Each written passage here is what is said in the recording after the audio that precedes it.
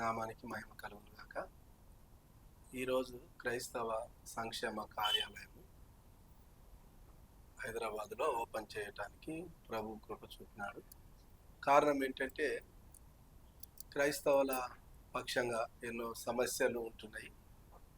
ఆ సమస్యల పరిష్కారం కొరకు లీగల్గా కావచ్చు, లేకపోతే ఇంకా ఆర్థికపరమైన సమస్యలు కావచ్చు, ప్రభుత్వ పరంగా సంక్షేమ పథకాలు కావచ్చు, చర్చెస్ విషయంలో కావచ్చు, ఎన్నో సమస్యలు మన ముందు ఉత్పన్నమవుతున్నాయి.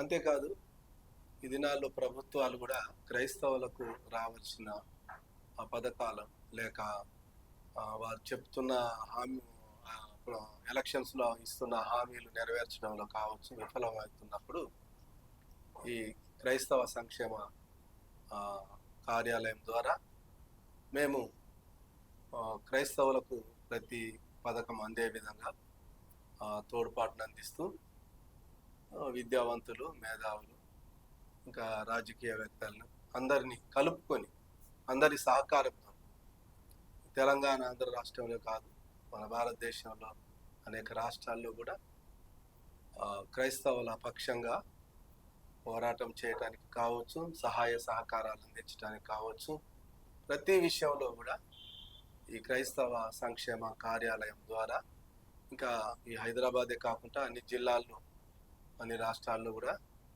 కార్యాలయాలు ఓపెన్ చేస్తూ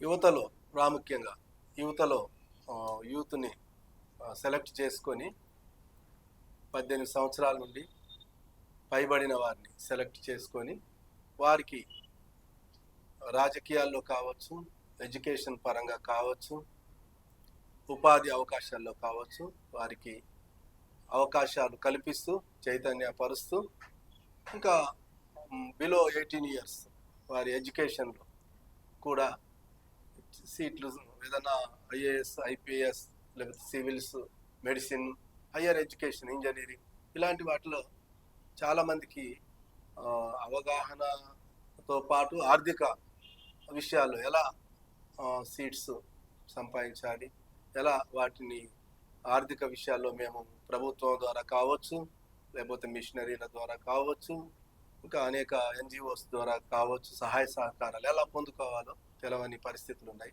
వాటన్నిటి విషయంలో ఈ క్రైస్తవ సంక్షేమ కార్యాలయం ద్వారా సహాయ సహకారాలు అందిస్తూ మరి అంతేకాకుండా చర్చెస్ విషయంలో కూడా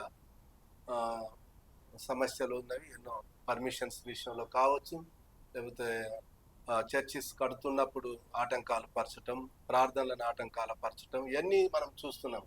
ఇప్పటి వరకు మేము ఎన్నో విషయాల్లో కూడా మరి మాకు మేముగా సహాయ సహకారాలు అందిస్తున్నాము.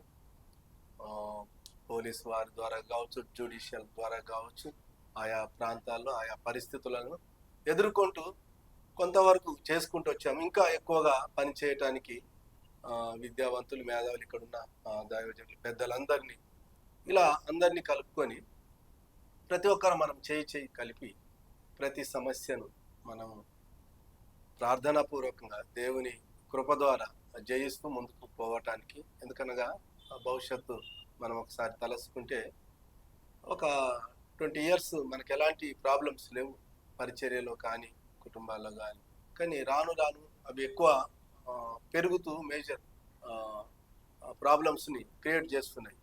కాబట్టి రానున్న తరాలకు, నెక్స్ట్ జనరేషన్ కొరకు మనం ఈ యొక్క ఫౌండేషన్ వేస్తూ అందరినీ చైతన్యపరుస్తూ, అందరినీ యూనిటీ చేస్తూ, ఐక్యత పరుస్తూ, అందరి సహకారం, మనం అంతా ఒకటే, క్రీస్తు శరీరంలోని అవయవము, క్రీస్తు బిడ్డలం, ఒకే కుటుంబం, క్రైస్తవ కుటుంబం, పరలోక వసుదైక కుటుంబం. కాబట్టి ఒక చేతి వేలు 5 ఉండొచ్చు, లేకపోతే 2 చేతులు కలిపితే 10 వేలు ఉండొచ్చు. ఇవన్నీ నేను సహకరించను. బాడీలోని అవయవాలు, వాక్యంలో అదే ఉంది కదా. అలాగూ మనం డినామినేషన్లు అనే భేదం లేదు, ఇంకా రకరకాల ప్రాంతీయ భేదాలు లేకుండా మనమందరం క్రీస్తు వారము, క్రీస్తు శరీరంలో, క్రీస్తు రక్త సంబంధంలో, క్రీస్తు శరీరంలో పాలిభాగస్తులంగా అందరూ ఐక్యత భావం తీసుకొచ్చి ఏక మనస్సు, ఏక భావం, ఏక తాత్పర్యం, దేవుని వాక్యానికి అనుగుణంగా మనం ముందుకు పోవడానికి ప్రయత్నం చేస్తున్నాం. ఈ చిన్న ప్రయత్నాన్ని మీ అందరి సహకారం ప్రార్థనల ద్వారా దేవుడి ముందుకు తీసుకుని వెళ్తాడని ఆశిస్తూ ఈ మాటలు ముగిస్తున్నాను. Thank you very much. నమస్కారం. నేను క్రిస్టియన్ మైనారిటీ మీడియేషన్ సెంటర్ ద్వారా నేను ఇక్కడ వచ్చాను. సో క్రిస్టియన్ మైనారిటీకి ఎటువంటి సమస్యలు ఏదున్నా హైకోర్టు ద్వారా ట్రైన్ చేసిన పడింది. సో మా బిషప్ గారు అమృతవాణిలో నాకు ఒక ఆఫీస్ కేటాయించారు. ఆఫీస్లో ఈ సమస్యలు ఏది ఉన్నా క్రిస్టియన్కి ఎలాంటి ఇంటి సమస్య, ఎలాంటి సమస్యలు ఉన్నా నాకు ఇది క్లియర్ చేయమని ఇచ్చారు. హైకోర్టు ద్వారా నేను ఇది అందరికీ పరిష్కరించి సాల్వ్ చేద్దామని నేను ఆఫీస్ పెట్టాను. సో ఆ ద్వారా ఇక్కడ వీళ్ళు పిలిస్తే ఇక్కడ వచ్చాను ఒక లీగల్ అడ్వైజర్గా. సో ఇది ఉన్నారు. విద్యలోను, ఉపాధిలోను, వ్యాపారంలోను అన్ని రంగాల్లోనూ వెనుకబడిపోతున్నారు. ఇప్పుడు అన్ని రంగాల్లోనూ వాళ్ళని అభివృద్ధి పరచడానికి ఏర్పాటు చేసినదే ఈ క్రైస్తవ సంక్షేమ కార్యాలయం. క్రైస్తవ సంక్షేమ కార్యాలయం ద్వారా ప్రభుత్వం నుండి క్రైస్తవులకు ఇది ఏ సంక్షేమ పథకాలు వస్తాయో అవన్నీ అందరికీ అందులాగున ఏర్పాటు చేయడానికి మేము సిద్ధపాటు అయ్యాం. అంతేకాదు క్రైస్తవులకు మైనార్టీ లోన్ ఇచ్చి వారిని వ్యాపారంలోనూ, సొంత బిజినెస్లను, స్వయం ఉపాధిలోనూ అభివృద్ధి పరచుటకు, ఇంకా విషయాలు ఏంటంటే ముఖ్యంగా లీగల్ అథారిటీగా వాళ్ళకు చాలా ఇబ్బందులు పడుతున్నారు. కాబట్టి లీగల్గా కూడా వాళ్ళను ఆదుకోవడానికి, ప్రతి సమస్యను పరిష్కారం చేయడానికి ఈ క్రైస్తవ సంక్షేమ కార్యాలయము మనం ఏర్పాటు చేశాము. Praise Lord. ప్రియమైన క్రైస్తవ సహోదరులకు తెలియజేసే ముఖ్య విషయం ఏమిటంటే, గత 15-20 సంవత్సరాల నుంచి కూడా క్రైస్తవ్యంలో ఎన్నెన్నో మార్పులు మనం చూస్తున్నాం. ఒకప్పుడు క్రైస్తవ్యంలో ఉన్నటువంటి వారికి అన్ని రకాలుగా కూడా ఇబ్బందులు అనేవి ఇక్కడ లేకుండా ప్రశాంతంగా మనం జీవించాం. కానీ ఈ యొక్క 15-20 సంవత్సరాల నుంచి మనం చూసినట్లయితే ఎన్నో సమస్యలు గుండా మనం వెళ్తున్నాం.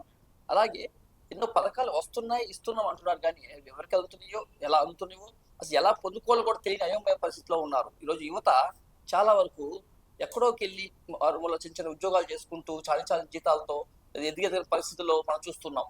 కానీ ప్రభుత్వం అయితే మేము క్రైస్తవుల కోసం అన్ని వేలు శాంక్షన్ చేస్తాం, అన్ని కోట్లు శాంక్షన్ చేస్తాం, ఇన్ని కోట్లు శాంక్షన్ చేస్తాం అని చెప్తున్నారు. కానీ వాటిని వినియోగించుకునే వాళ్ళు మాత్రం కనపడటం లేదు. చాలా సార్లు క్రైస్తవ ఫండ్ అనేది ఆగిపోతుంది. అలాగే మునిగిపోయి మళ్ళీ వేరే వాళ్ళు ట్రాన్స్ఫర్ అవుతున్న సందర్భాలు మనం చూస్తున్నాం. అయితే ఇవి ఎలా పొందుకోవాలి, అసలు ఎక్కడికి రావాలి, అసలు ఎవరు మాకు సహాయం చేసేవాళ్ళంటే ఎవరికి వాళ్ళే చేతులెత్తేస్తున్నారు. ఎక్కడికి వెళ్ళాలో తెలియక ఆశ ఉన్నా కానీ ఆశ లోపల చచ్చిపోతుంది, అలా ఆగిపోతున్నారు.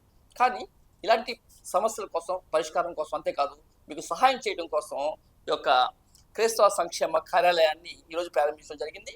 మరి పాస్టర్ ప్రకాష్ రావు గారు, అలాగే సింత ఏసన్న గారు మరి దీన్ని ప్రారంభించడం జరిగింది.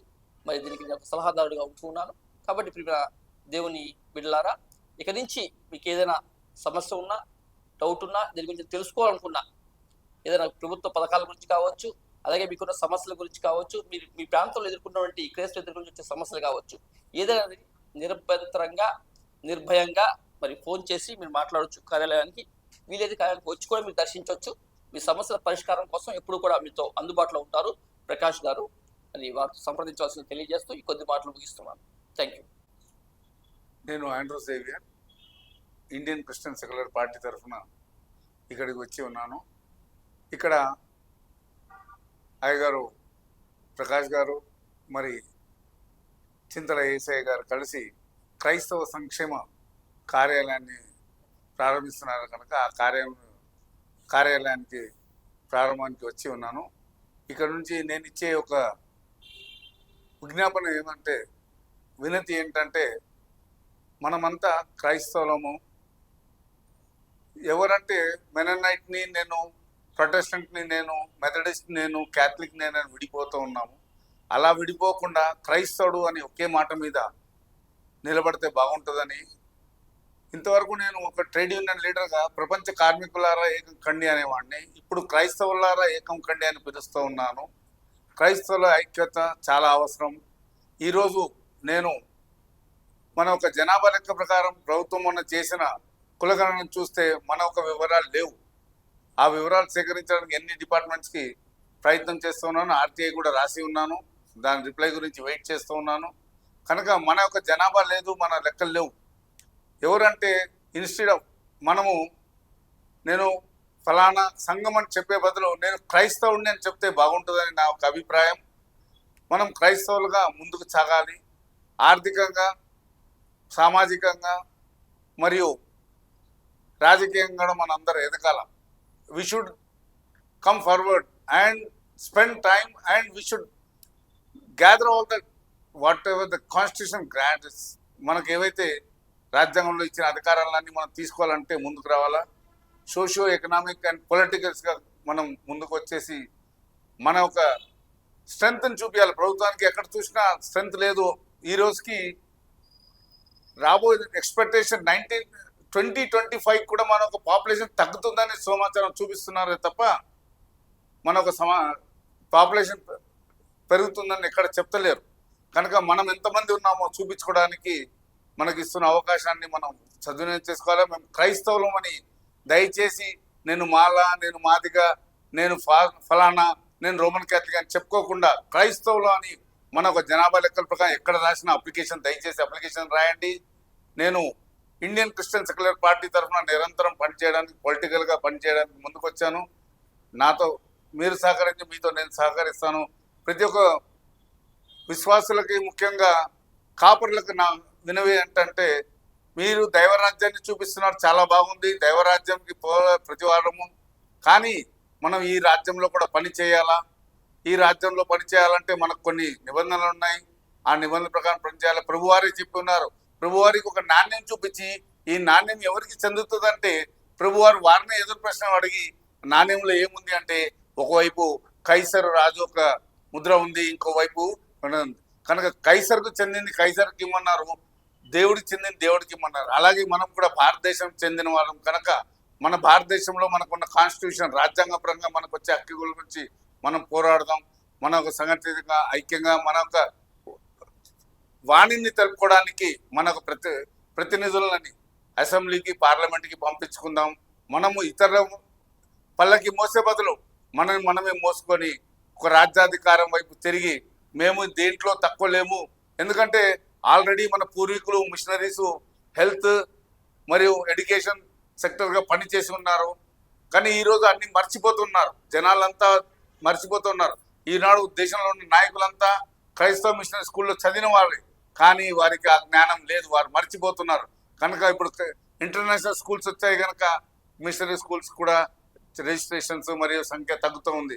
కానీ ఇప్పుడు మనం ఇంత దేవుడిచ్చిన జ్ఞానం ప్రకారం we are called the people of books. ప్రతి వారి చేతిలో బైబిల్ ఉంది, బైబిల్లో ఉంది, ఆర్థికంగా ఉంది, సాంఘికంగా ఉంది, మరి రాజకీయంగా కూడా ఉంది. కనుక మనం ఎదిగి ముందుకు నడిపిస్తాం, మనం అంతా కలిసి పనిచేద్దామని ఈ యొక్క అవకాశం ఇచ్చిన ప్రతి వారికి ధన్యవాదాలు తెలియజేస్తున్నాం.